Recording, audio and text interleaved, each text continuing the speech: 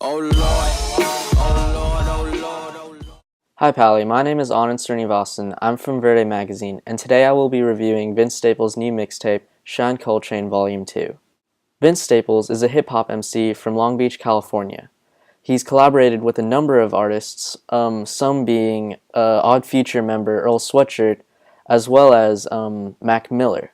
Most recently, he was on Earl Sweatshirt's critically acclaimed album Doris, and in 2013, he did a collaborative mixtape with Mac Miller on the project titled Stolen Youth. Production on this mixtape was handled partially by No ID, and guest appearances namely include Janae Echo and Fauntleroy.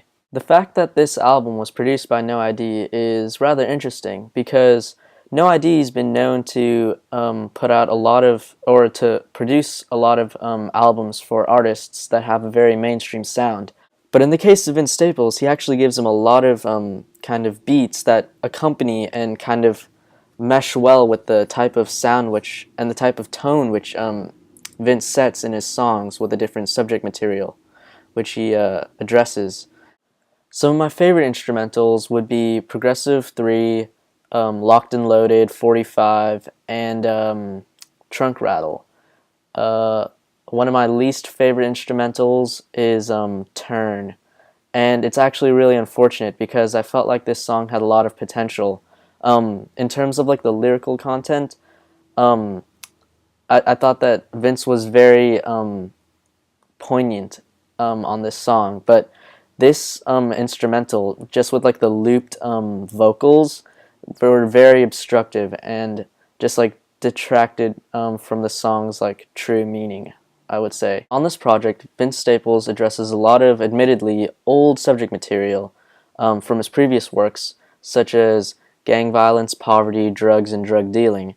But the difference between his old projects and this project is that there is, I'd say, a level of consistency throughout this this mixtape, and just like the creative way and the compelling execution on this project makes it worthwhile, and it sets it apart from other artists who are kind of addressing the same topics.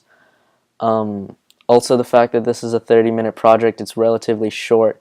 I feel a sense that he's taken the essentials of everything which he wants to say, and instead of kind of drawing it out over like a 60-minute period, a 60-minute album, he's kind of just focused it all in and honed in on, and tried to make it as concise as possible.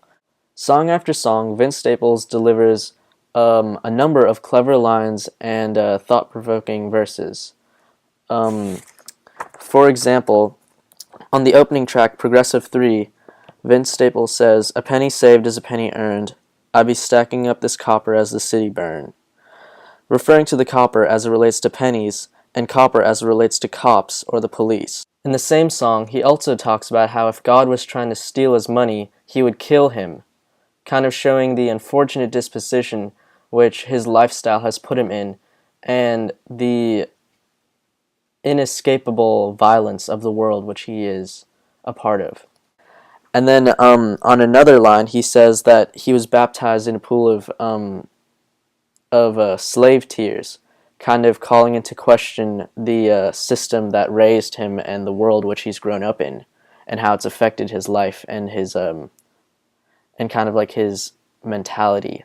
Then on the song Locked and Loaded, Staples profoundly says, "I still got slaves hanging from my family tree," a powerful way to present this idea that African Americans still suffer greatly even to this day.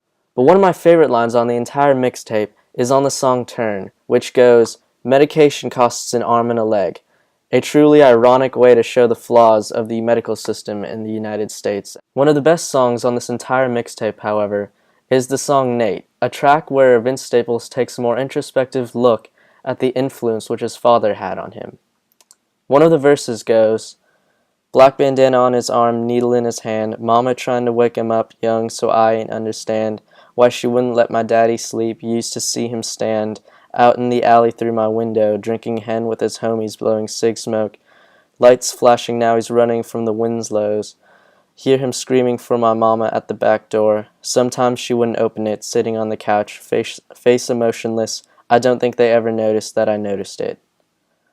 In this verse, Vince paints an indirect picture of his dad overdosing on drugs, selling drugs with his buddies in the alley, and then getting caught by the cops when Vince's mom wouldn't open the back door for him to escape. Interestingly enough, though, throughout the entire song, Vince continuously returns to this idea that he wants to be like his dad, despite all the bad things that he did. Alright, so now let's switch gears and talk about some aspects of this album which weren't so great. First of all, I was really unimpressed by the weak hooks and choruses which Vince brought to the table. Most of the time he would just be saying them in a very monotone voice, and just repeat them every single time one of his verses was done. However, there was one song which I found kind of clever. On the song Humble, Vince Staples says, "I'm from the side of the curb where the birds get flipped, so F you, F you, F you, and F you." Bird, in this instance, taking on a double meaning. First, a measurement of cocaine, or a bird, being sold, and second, the act of flipping someone the bird. However, other than this chorus, as I said before, I was unimpressed by Vince's efforts, and more than often I had a sense of indifference or a sense of slight annoyance.